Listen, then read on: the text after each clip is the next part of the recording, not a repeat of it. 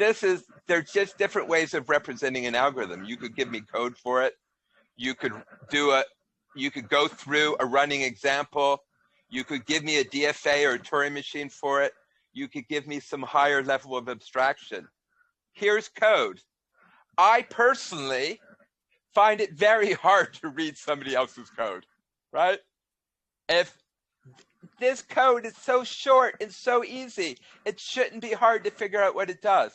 But still, I bet you if I didn't tell you that it was insertion sort, you would have a hard time figuring out what it does, right? All right, so what are the pros and cons? Pros, it really runs on computers. Precise, succinct. Students believe that it's all you need to get a job, right? I don't think that's true.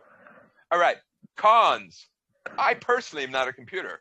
I personally need a higher level of abstractions. Codes are prone to bugs. It's language dependent. All right, so that's here. Now people want me to trace out a concrete example. All right, so here I'm going to trace out an example for you. There's some numbers. I move them around. Okay, was that good? What did you learn? Well, it's concrete, it's dynamic, it's visual, but, well, what are the cons? It relies you to figure out what went on. I just moved numbers around, right? You still need a proof of why does it work in that example, and you certainly need a proof of why it works for every possible input, right? Here's a DFA, or we could give you a Turing machine. What are they good for? They're good for theory, and we're never going to do it in reality. What high level understanding? Well, that, a brain is where love comes from. But if you want to talk about love, you don't talk about the firing of neurons, right?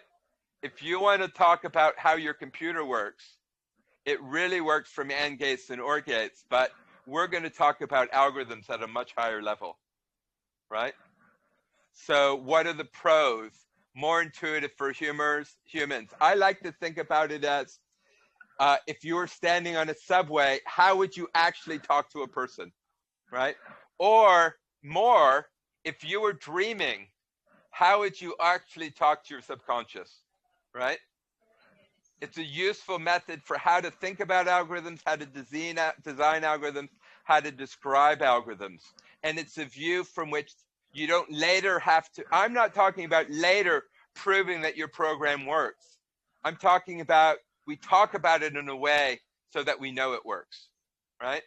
Why do students not like it?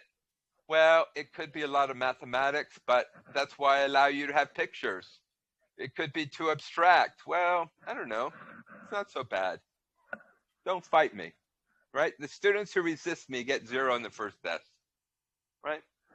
So that is our slides, right? And this just says, take something complex and say what's simple about it.